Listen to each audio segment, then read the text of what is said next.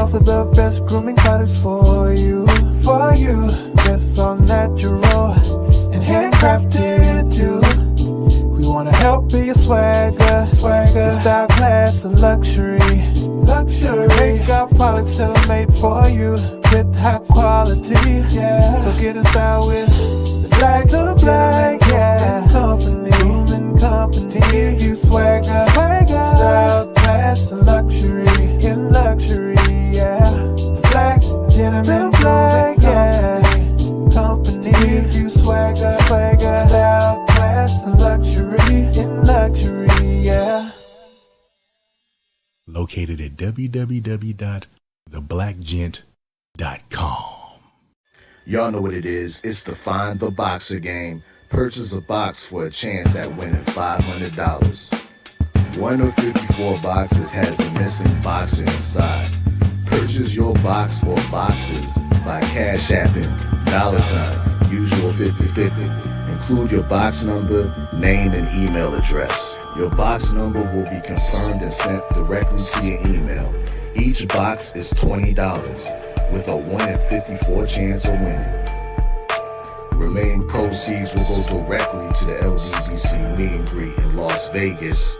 Shout out to the LDBC, and remember, it's a usual suspect day.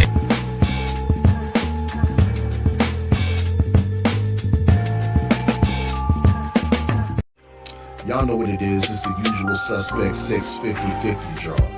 Buy your tickets now for your chance at winning half the pot. Cash App, $, usual 50/50. Tickets on sale for $10 for one, $20 for 3 tickets, and $50 for 10 tickets.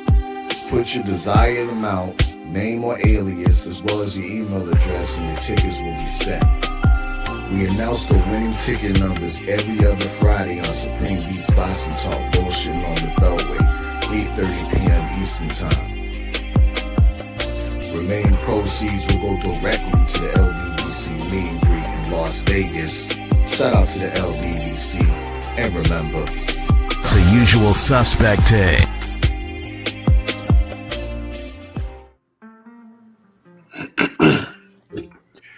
Yo, yo, yo.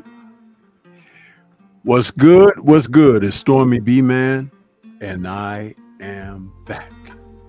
Welcoming you to Nerds on Culture, STORMYBMAN, for this Monday, February 10th, 2025. This is number 113 in the series of Nerds shows. And this evening's topic is Unbreakable, M. Night Shyamalan's first of a trilogy. You know, when this film came out in 2000, starring Bruce Willis, it was another one of Night's shows where he had a propensity to put twists on his stories that sometimes by the time the film wraps up, it has some sort of element of the story that you never saw that was always underlying. And when you come to the end of it and the reveal is made, you feel a little bit foolish for not paying closer attention. And he had followed this film up with 2 sequels. It was always meant to be a trilogy, but he had other films that he did in between. But it was then followed up by a film titled Split. And Split starred James McAvoy. And that was 2016. So 6 years later, and Split was followed up by Glass in 2019. And that film starred Samuel L. Jackson, reprising his character from the original film. We'll talk about the first film this evening, and we will get to the other films at a later time.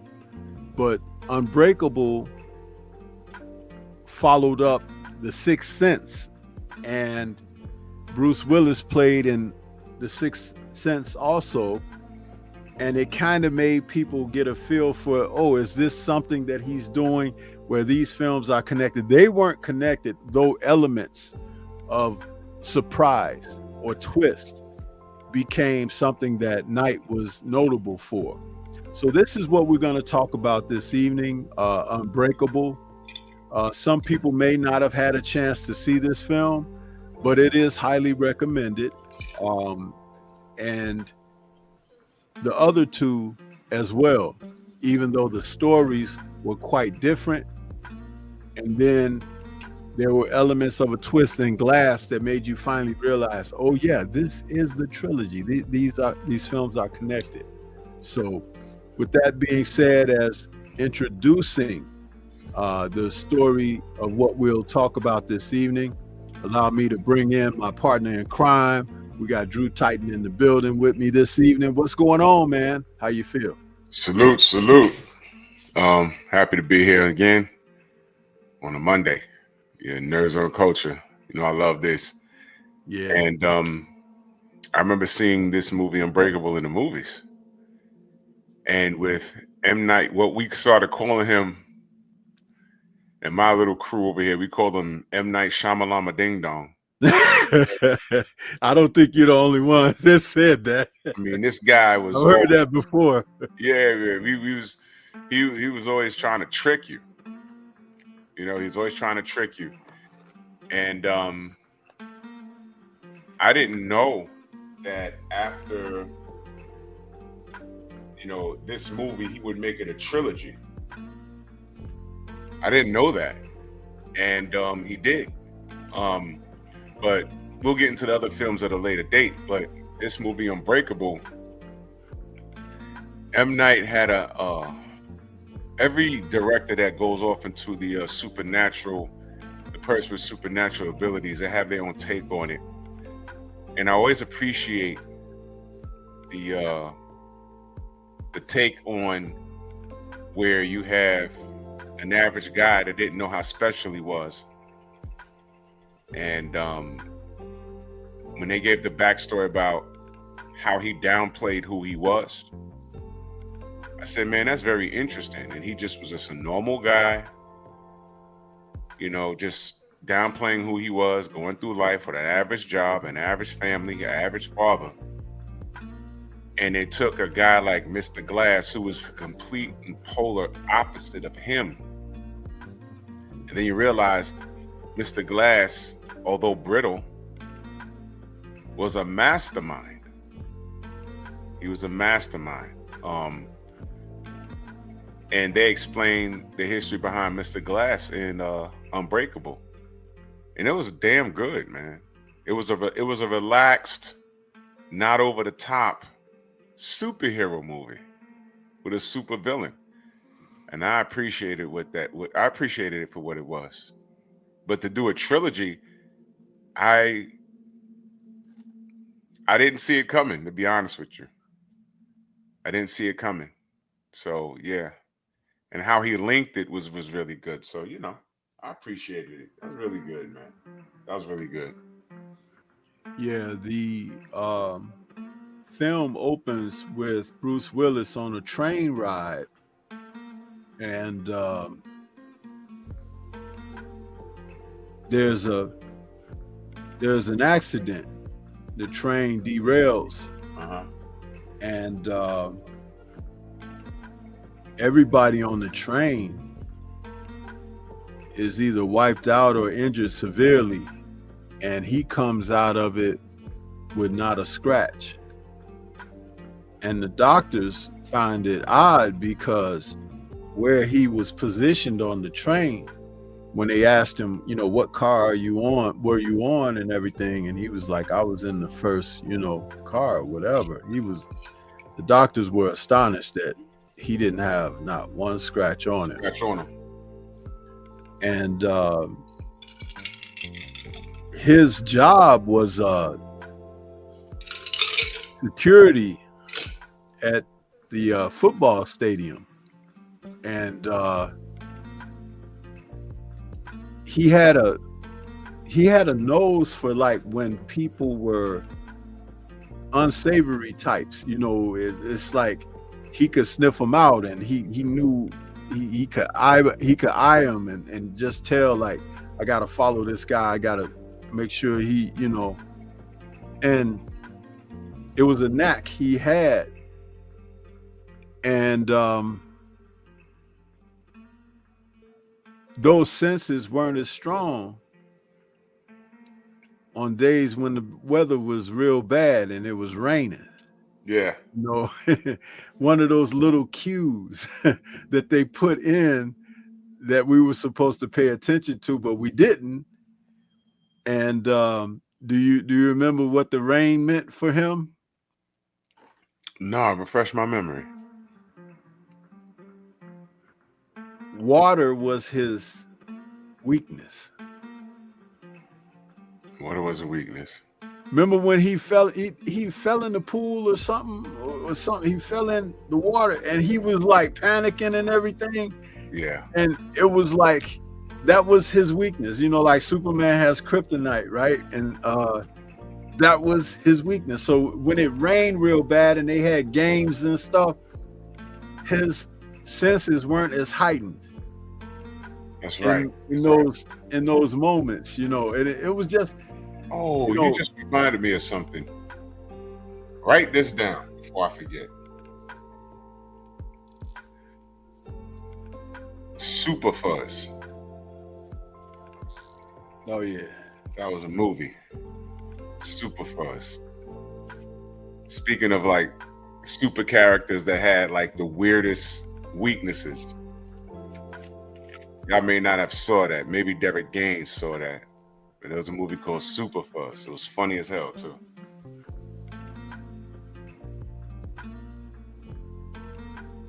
Super Fuzz. But yeah, that's right. The rain, I do remember. The rain, yeah, it dampened his powers. Yeah. Yeah, I remember that. So, the film, like I said, was made.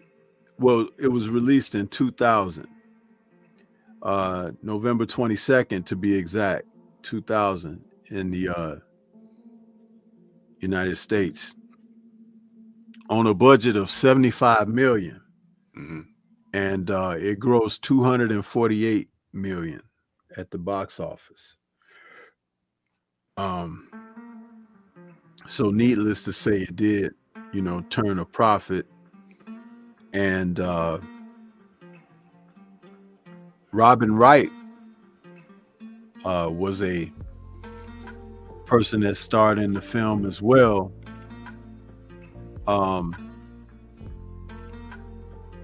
It's one of those films that, like, if you started out watching it, like, if you were introduced to The Sixth Sense, you knew you were in for something. Excuse me, something a little strange with Night, because Sixth Sense had that big twist at the end and everything. So people were like, "Oh, I want to see what he comes up with next," that kind of thing. But the plot of the film goes like this. In 1961, in Philadelphia, baby Elijah Price is born with a type 1 osteogenesis imperfecta, which is a rare disease that renders his bones extremely fragile and prone to fracture. Elijah is played as an adult by Samuel Jackson. In the present day, former star quarterback and security guard David Dunn, Bruce Willis, is returning home to Philadelphia after a job interview in New York when his train suddenly speeds up. He wakes up in the hospital unscathed, and the doctors inform him he's the sole survivor of a derailment that killed all 131 passengers. After attending a memorial service for the victims, he finds a note on his car asking how long has it been since he has been ill, and inviting him to Limited Edition, an art gallery operated by the now adult Elijah Price. He goes with his son Joseph to meet Elijah. Elijah explains his theory of real life superheroes, and if he represents extreme frailty, then there must be someone unbreakable at the opposite extreme.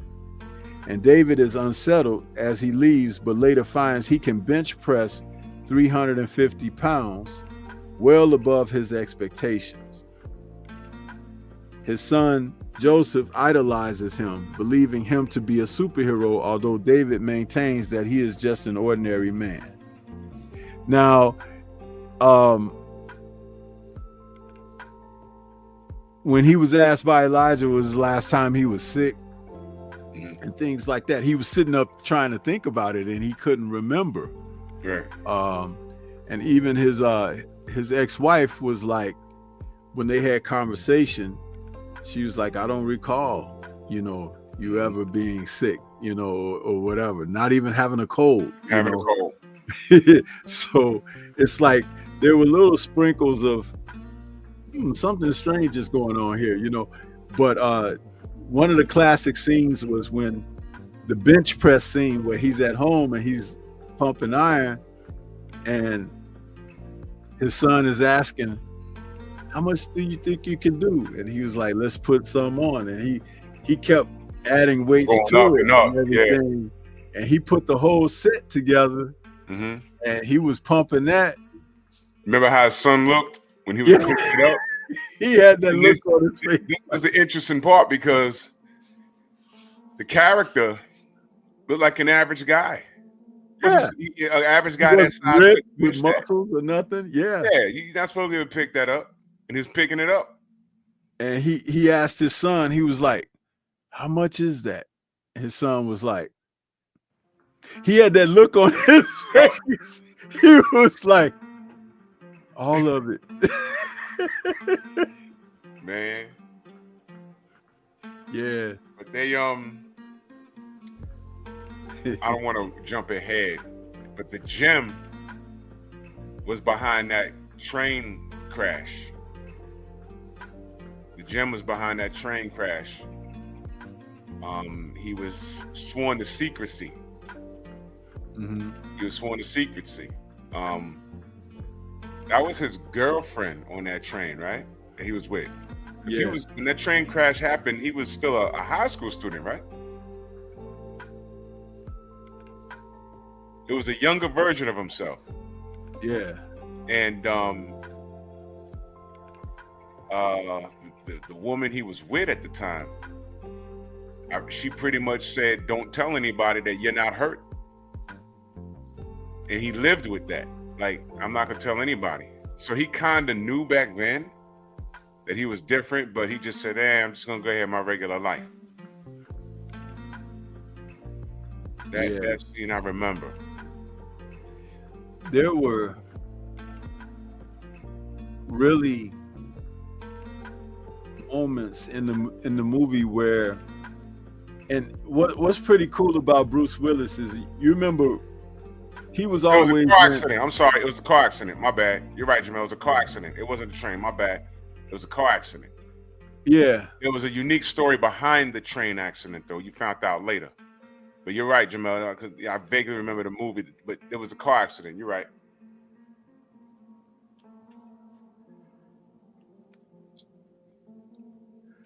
Yeah. The thing about having Bruce Willis in this role, because Bruce was at that time a big box office star and known for action films, you know, the Die Hard films, and, you know, ironically, he and Samuel was in one of the Die Hard films together too. You know, so in this film, he was a much more subdued guy. You know, you were kind of waiting for him to break out and but he didn't. He never did. He was always very laid back and reserved in here. And it kind of worked with the twist of the film, because you were always kind of waiting for something, but that didn't happen while other stuff was happening that you were overlooking, you know? Yeah. It was just working like that. One of the scenes that really messed me up was, you know, Elijah would go into a comic book store and he would read the comics, you know? Right. And he would be sitting there and the guys be wanting to throw him out and everything, because he'd just be in there in his wheelchair, you know? And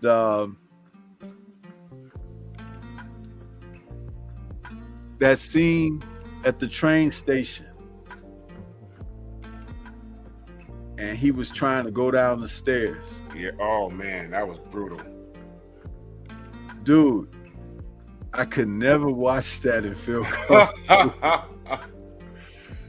Oh man, when he walked up on that staircase, you kind of like knew. It was like, oh boy. And he was trying to catch him. He was like, wait. And he got to the steps and you heard the music. Dun, dun. I was like, don't, do not. And he tried, man. I was like, oh Lord. Those stairs, every single step, every single bone. He broke everything. Clarence, what up, Clarence? I see you act. Bro, he broke everything. I was like, because I saw this in the theater. Yeah. And when he went down those steps, the whole audience was like, oh. I was like, oh my God. Oh. He broke every bone in his body all his life. You name it, he broke it. That was tough, man. That was really tough to watch. And they really made you feel it too. They made you, you know, it was not something to easily digest, man. It was just damn zoom-ins. It was brutal. The zoom-ins when he was falling. I was messed up. I was like, man, who filmed this? That was wild, man. That was wild. And who thought of that wig he was wearing, man? That Afro wig that Samuel was wearing. And you know what? Samuel L. Jackson has the best haircuts in any movie I've ever seen. That dude. Best ones, man. He never aged. No. Samuel was like the same age in every movie, unless they made him an old man in the movie. You know, it was like kind of weird. Yeah. Oh my gosh, that was hard. That was hard, man. That was hard to watch. But those haircuts was the greatest. Those haircuts was the greatest. Damn, I'm still thinking of sidebar. Wait, sidebar. I'm sorry, Storm. You gotta write this down before I forget it. Best stand-up comedians. Okay. That's gonna be a good one. Best stand-up comics. That's gonna be a good one. It's gonna be good who I don't have on the list too. Anyway, back to this. Yeah, this is his haircuts are special. His haircuts are special, man. But Mr. Glass, when he took that tumble, ooh. That was brutal.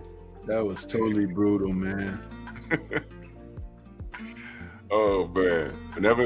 When he got to the top of those steps and that music kicked in, I was like, no. Yeah, that's the scene when they were in the basement. Yeah, and he was putting the weights on.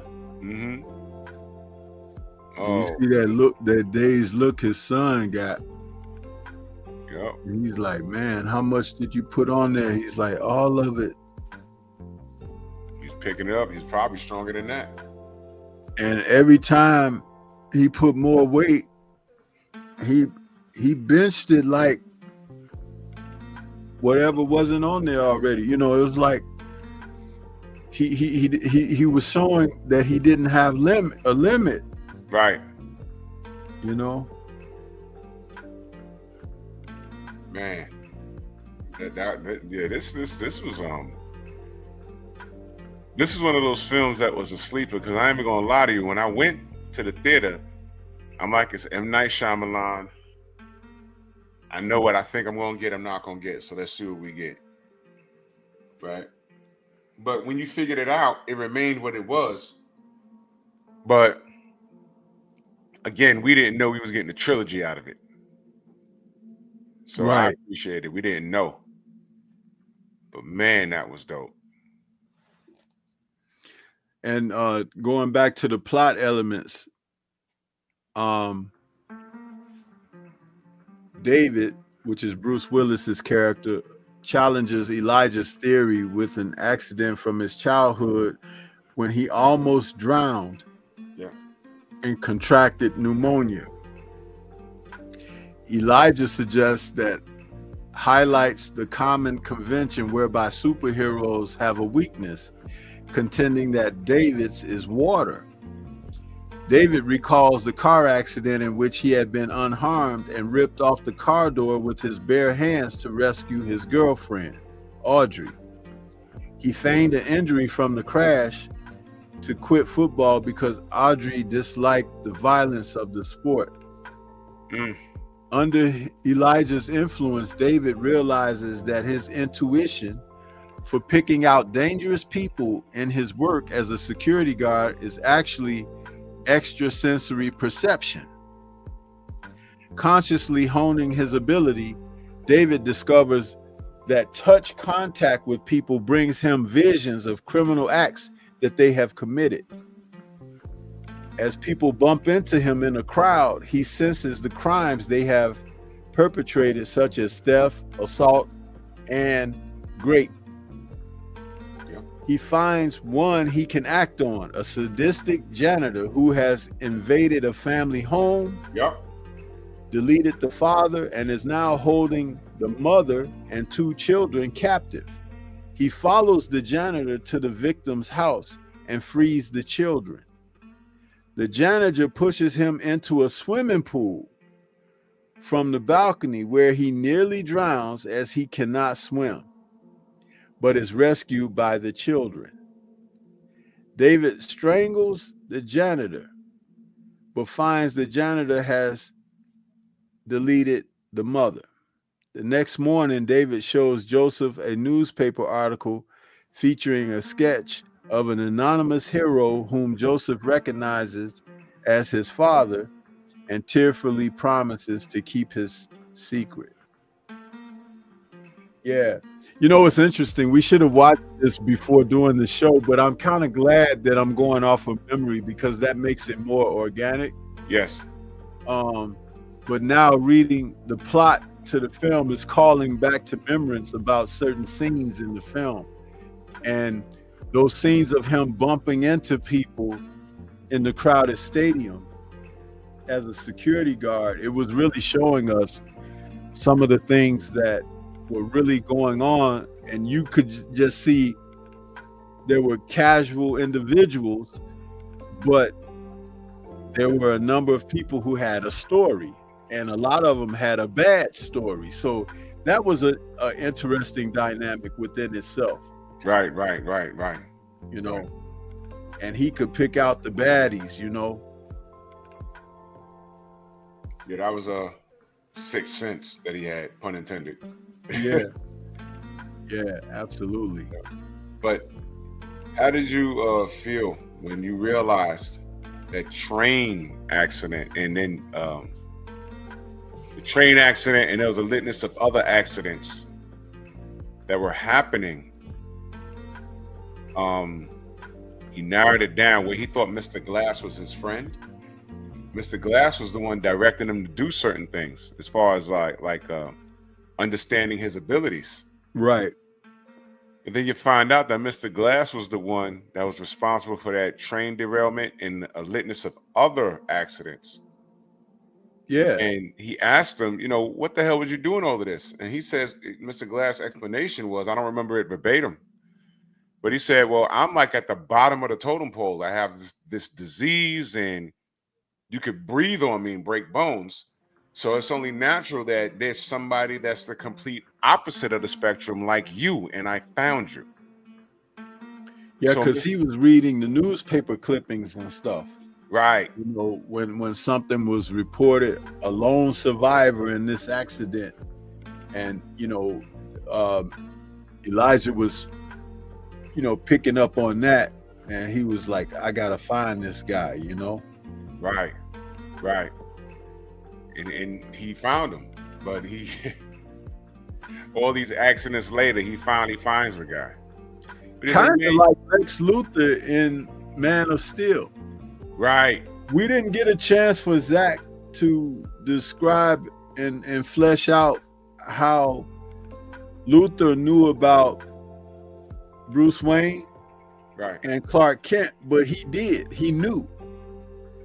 And that was going to be revealed later, because remember, when he invited them to his gala, he walked up to him. He was like, well, he was like, Bruce Wayne and Clark Kent, you know, but he knew who they both were. Yeah, you sure did. Jimmy Bernard, Cameron, salute. Did you ever see that Jimmy Kimmel skit where he did the play on that, where Batman versus Superman, when when Bruce Wayne and Clark Kent had met at that gala, but Jimmy Kimmel was walking past? And I do remember. He looked at him and he was like, "Hey, Bruce Wayne." And Clark Kent, he was like, "Hey, yeah." He was like, "What do you know?" And he walked up to him. He was like, "Funny meeting you guys here." And he was talking to him, bro, and he looked at Ben Affleck, and he held a little notepad. No, his cell phone. He held his cell phone in front of his face. He was like, "You know, you kind of look like Batman." Oh man! Then he told Clark, he said, "And if you took off your glasses, you look exactly like Superman." He was messing with them, and they were like trying to shush him away. It was like, "Get going, guy. We're busy here," you know. And then he held his cell phone up in front of Clark, and he was like, "Let's get a picture." And Clark grabbed his phone and broke it. Did you ever see that skit, man? I did. Man, and you know that damn thing's on YouTube, man. I wish if the audience hasn't seen that. I know, it was we hilarious. could play that, man. Damn. That was funny. Jimmy Kimmel's good for stuff like that. Yeah, that was really cool. And he did it right when the movie had come out, you know. So it was like right back then, back in, what was that, 2016 or something? Yeah. Damn, that long ago already. I know, right? Damn. It's a while ago. I was watching something that was showing the age of the Man of Steel and Batman versus Superman cast. It was Henry Cavill and Ben Affleck and Gal Gadot and all of them. And they're all like in their 40s and 50s now. Like, I think Ben is close to 50. Yeah. And Gal is 40. Henry is 40 plus. That's why there's no time to waste with these films, man. I know. Just on the sidebar, I liked watching Deadpool when Blade walked out. Oh, but you man. can clearly tell Wesley, he's not, Wesley's like, you know, when you get older, you lose body mass. Right. Wesley, from the time he did the first Blade, has to be at least 20 pounds smaller now. Yeah. You know, you saw it in his face and neck. Mm-hmm. You know, and his clothes, they look padded to me. Yeah, they padded. They padded his clothes to make him look like he weighed a little more, you know. You know, Wesley is really thin now. Yeah. I mean, look, this is he's in his mid-60s. In the 60s, man. You know, I was even watching him walk, and I'm like, man, the brother's not moving the same. This is Father Time. You know, when they do the new film with him in it, a lot of that fighting he's gonna be doing, a lot of that's gonna be CGI, man. Yeah. A lot is gonna be CGI. You know, you see it, like, I watched a clip on Instagram. I saw Booker T, the wrestler.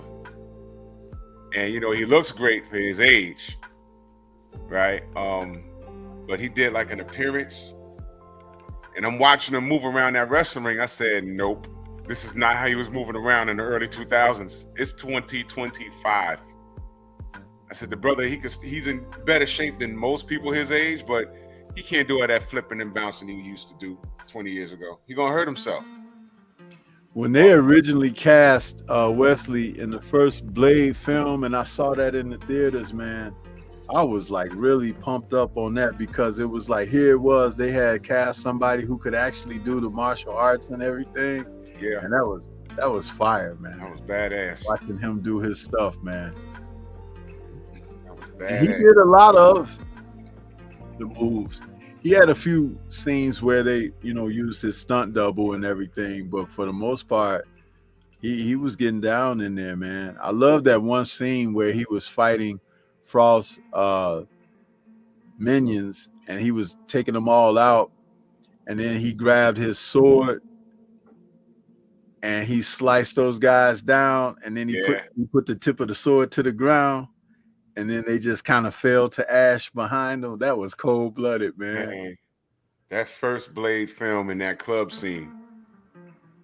Man, we spoke on it. Let's get back to this, man. But that scene, you didn't like that it's scene. Still superhero. It's still superhero element. Yeah, man. But a lot of people wouldn't see Unbreakable as a superhero film, but it turns out that it is. You know? Yeah. And this was creatively, what I call quietly done. Because a lot of people didn't understand what was going on until like mid-movie. But nerds like us, we was like, oh, this is an interesting twist on how we seen things, man. I mean, this was good. This was really good. And remember, you know, Samuel as Elijah was in that comic book store, and those guys was thinking he was a creep back there. And they was like, you better not be messing around with them mangas, you know. And he he was like zoning out, you know. His geek level was really off the chart. So he was like, you know, and his mom, when they showed her and she was talking about him as a kid and stuff, you know, he kind of like retreated into that, the comic books and stuff like that, because of his illness, and he couldn't play with other kids and stuff. Right. You know. So, but the way they portrayed his illness, oh my goodness, man. From birth. I don't yeah, because they were saying that bones were broken through birth and everything. Yeah. He coming said, into the world. Did somebody drop this baby? It's like, no. He said, well, both of this baby's arms, I think arms and legs were broken from birth. That was crazy. Mark Nash, what up, brother? He said both of these babies' arms are broken. I said, what's going on in this movie?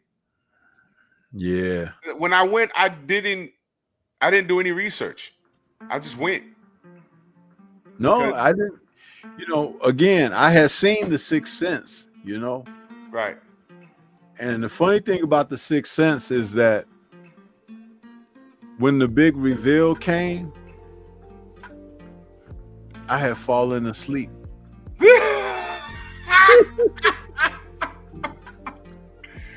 Oh man. I had fallen asleep, man. You know, you knew what you was dealing with, and it's like, okay. And the reveal at the end was like, oh, okay, all right, that's cute. Right.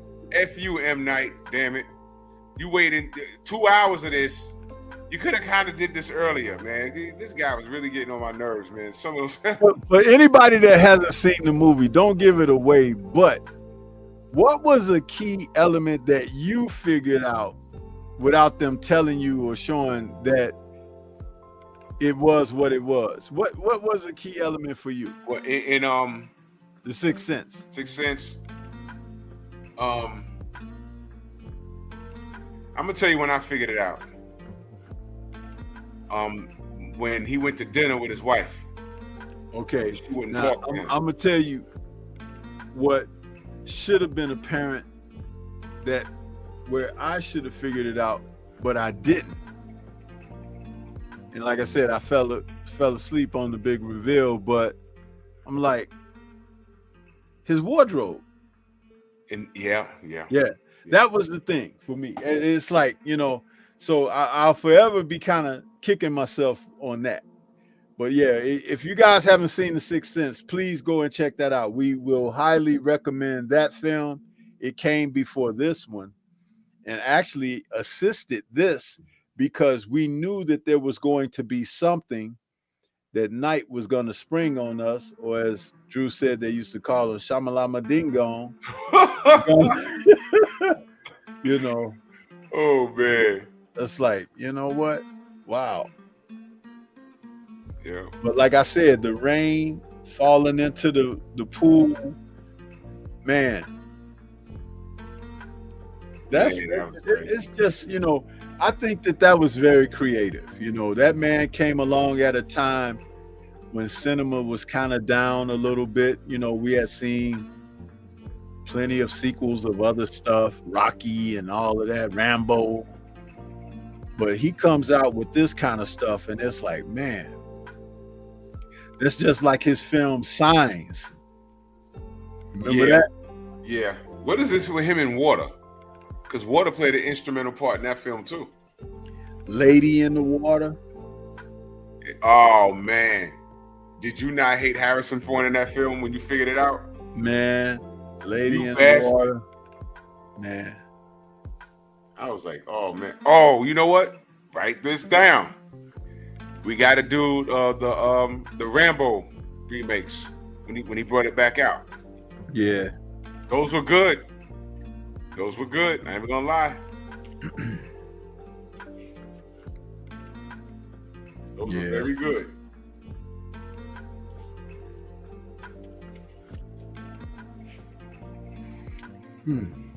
Yeah, man. That I don't know what it is with M. Night Shyamalan and water.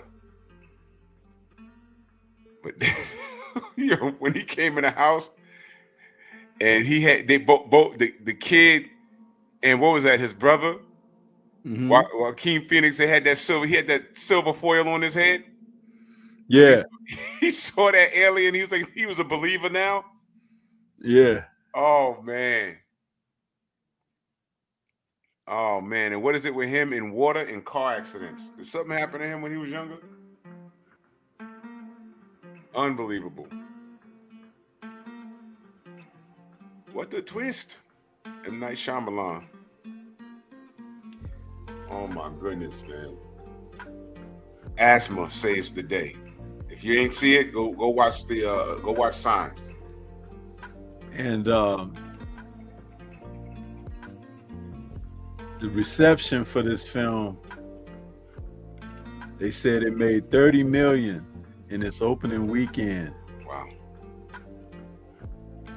And it ended up earning $95 million domestically and $153 million internationally. So they made their money back. They did pretty good. Made their money back. You said the budget was 75 and they made 153. Yeah, they made their bread back. And that's not including like DVDs and, you know, and the actors, they get points, I'm assuming, off of, you know, sales and when they air it on cable networks and stuff like that. Yeah. Yeah, that was good, man. That's really good. But if you haven't seen this movie, this sets up the other two films. Yeah, big time. Yeah. And it all makes sense. And that third film brought it all together. And my God, was he a weirdo. In that third film, I was like, what is happening here? But once they said it's the third installment, I said, you know what? I better see it because I won't be able to sleep well at night if I don't know what happens. Do you remember the end credit scene at the end of Split? No. I don't. You know, because James McAvoy, you know, in that film, you know, he had split personalities. And one of those personalities had like superhuman athletic ability. He could scale walls like a beast, cat or something, or a beast, yeah. And well, anyway, you know, when they had got him under wraps or whatever, there was reports on the news, and they were showing these people sitting in the bar, looking at it on TV, on the you know how you could be watching sports or something, and a news report comes on, sitting in the bar looking at it on TV, and somebody makes a comment about James McAvoy's character, you know, being apprehended and everything. And he turns and says to the guy, he says, man, it's just some weirdos out here, huh? Or something along the lines of that or whatever. And it was Bruce Willis's character that he was talking to.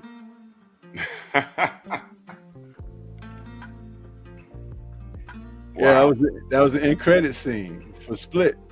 I think I may have left the theater. Yep. You know, I never saw that. Yeah. The end credit scene. Yep. Yeah, well, we're gonna get to all the films eventually, man. But if y'all haven't seen Unbreakable, please do yourself a favor and see. This was really good. Because M. Night got on my nerves with what was that movie, The Village? I wanted to kick his ass. Yeah, The Village. He had a few films that were kind of like, you know. I think someone left the theater and went to the desk and asked for their money back. Oh man, they were pissed off. Oh man, but they were pissed off when I saw that in the movies, and I said, wait a minute, no. When she climbed the fence, well, I thought she was climbing a wall, and when she got on the other side of the fence, I said, it's a fence? I thought this was taking place in like medieval times. And then I saw a roadway with a double solid yellow line. I said, what the hell is this? What about The Happening? Oh, man. You know, that's a whole show, Stormy. Movies that made you want to punch the director in the face. Movies that made you want to kill the writer. And we should just get pictures of all the writers and just put them on and be like, yeah, I wanted this movie this person did. I want to kick his ass. Oh, gosh. The Happening. Oh, my goodness. Oh, you know what we need to talk about? From the 80s, V. That was what they used to call those? Television event? Yeah. V. See, a lot of y'all are young. Y'all don't remember that. That was on NBC. V. My gosh. That was a network event. Yeah, Young DZ, it was a mini series. That was brilliant, man. I remember that, man. We was going to school the next day talking about, yo, did you see them eat that gerbil? Or I was like, what? Yo. When that woman's jaw got all wild and she ate the whole cat, we was like, oh! Man, I missed the 80s. Man, that was crazy. V. The Visitors. That was the original They Not Like Us. Yeah. That's the original. That was, man. Oh, my goodness, man. But if they were to rehash, because you know how they like to wait a few years and rehash things, that's actually this Unbreakable series, that this is actually something they could bring back. Because Bruce Willis' character, he ages, but is that at a normal rate? I mean, we don't know. There's so many things. And did he pass that genetic makeup on to his son? You know? So that's crazy stuff, man. I remember, and I cannot find this comic book. They may have taken it off the market, but I remember in Marvel Comics when they introduced Apocalypse, because he's like the first mutant, right? And I know I read in the book where he made a biblical reference, and he says, you know, you guys been writing books about us for years. What we do is of legend. And he said, from parting the Red Sea to walking on water, we've been amongst you all the time, the whole time. He was talking about Moses, him parting the Red Sea. He was a mutant. Jesus walking on water and turning water into wine. He was trying to say all these people that we talked about doing historical things in the Bible, they were really mutants. Oh man, and I never found that book again. They probably took it off the market because you know how, you know. Yeah, because of the times change and people protest. Yeah. And yeah.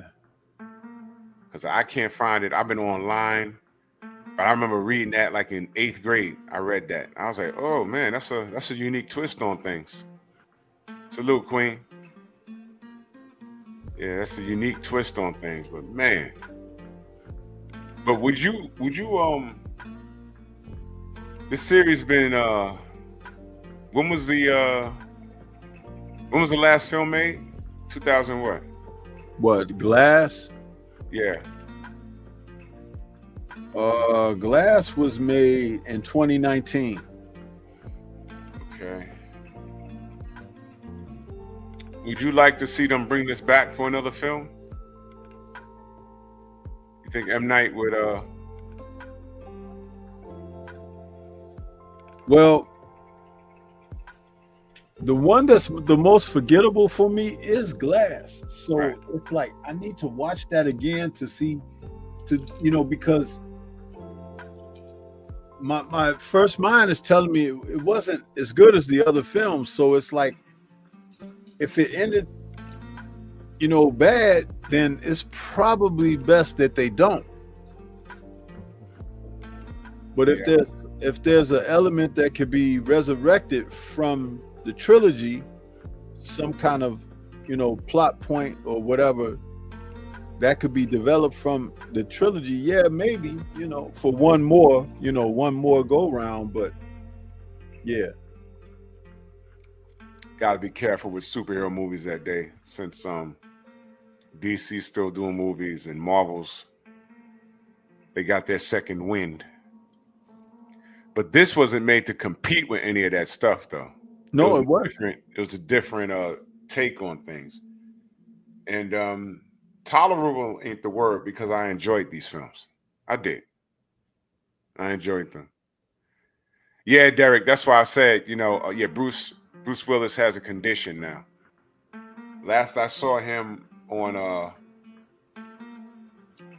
can't remember if that was his Instagram. I think it was his.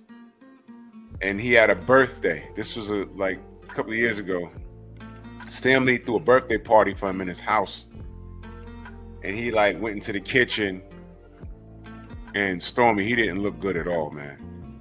He kind of like wobbled into the kitchen. He looked older than what he is. And I said, oh man, that condition really got him messed up.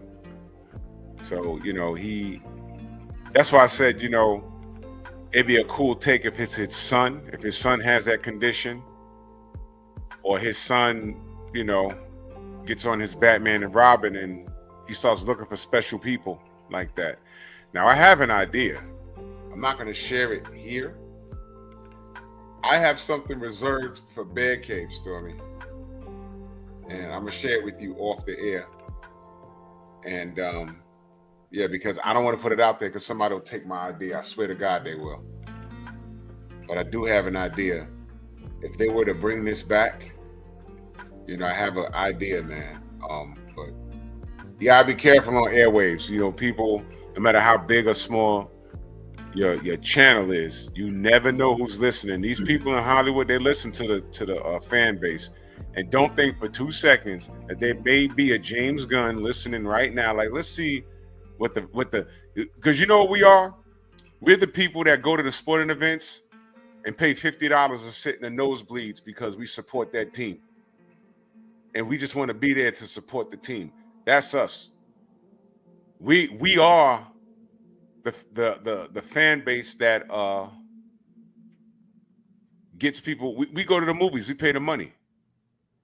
So they want to see and hear what we have to say. So do not be surprised if there's somebody that works in these industries. It's like, let's see what these guys are saying. And we could say something and be like, you know, that's not a bad idea. 2 years later, the movie comes out. We'll be like, yo, didn't we say that they should do that? We're like, yeah, they couldn't be listening to us. Yeah, they are. What do you think YouTube is?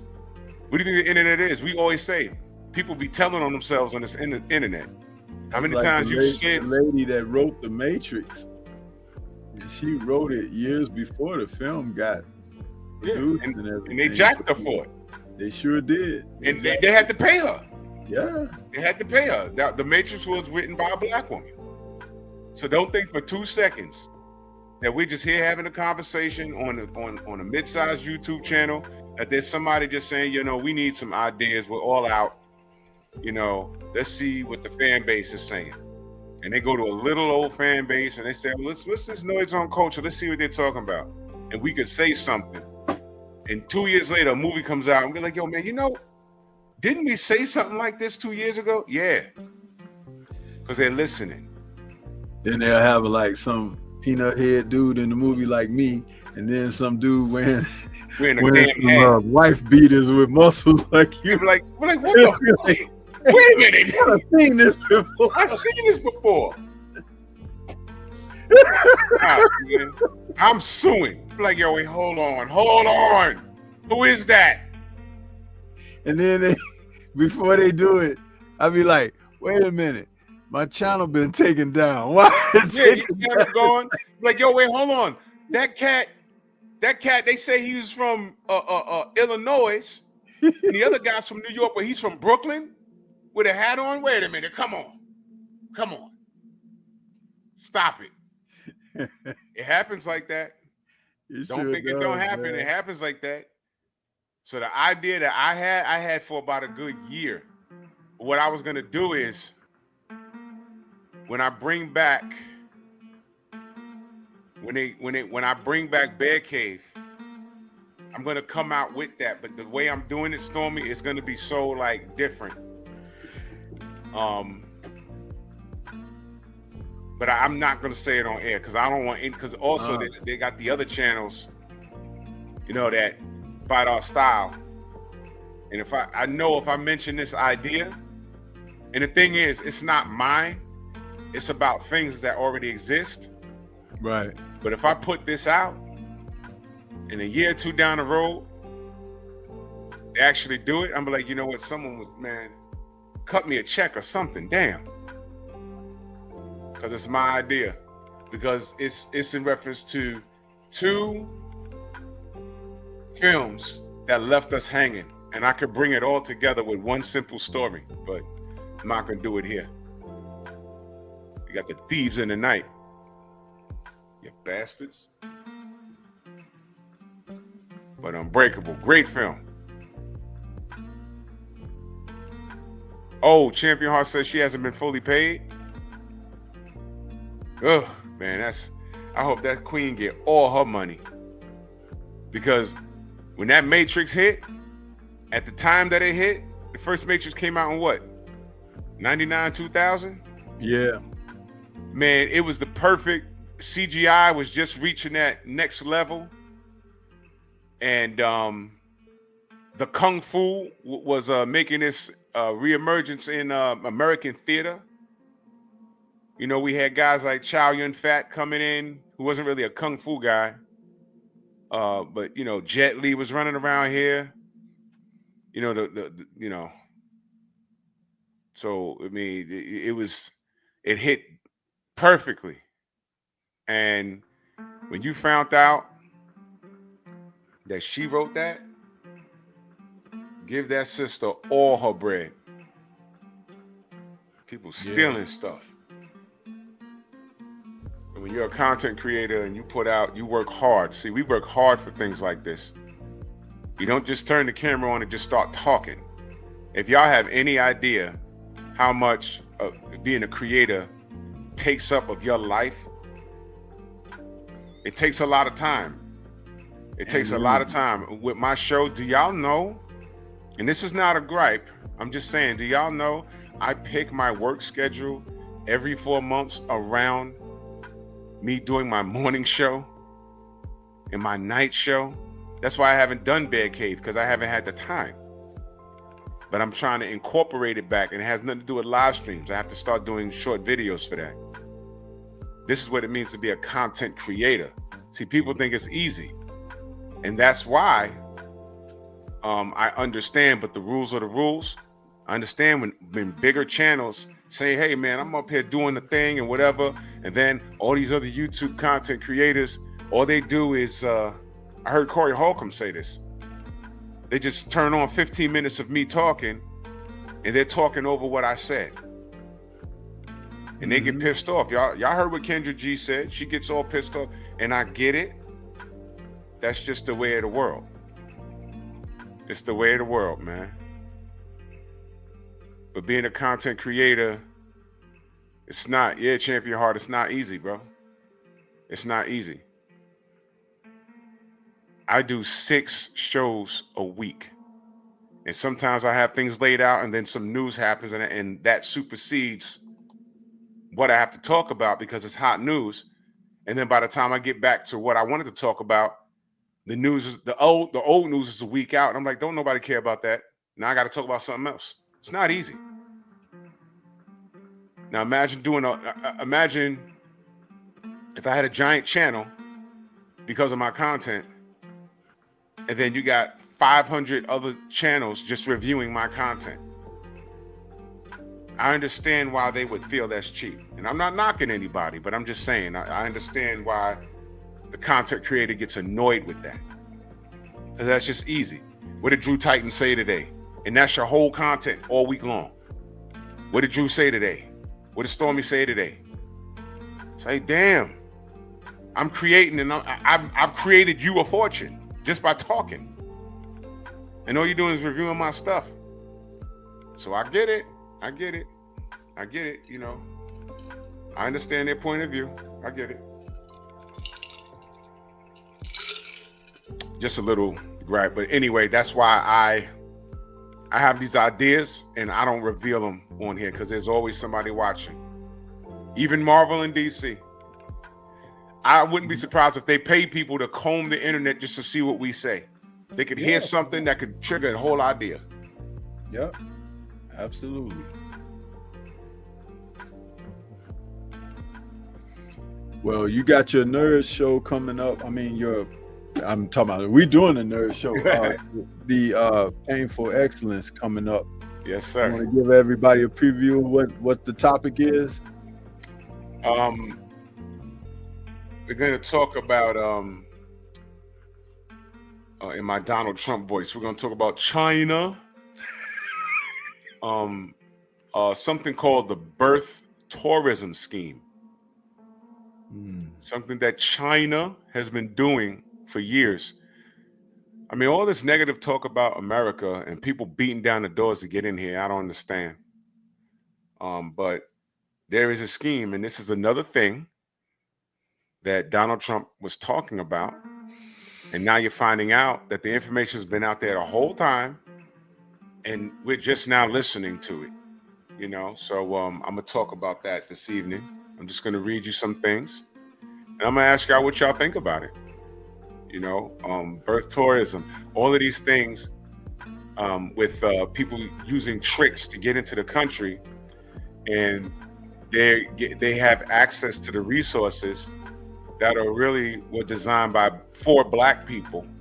You know, it's no longer for Black people. They use the term minorities to group everybody in.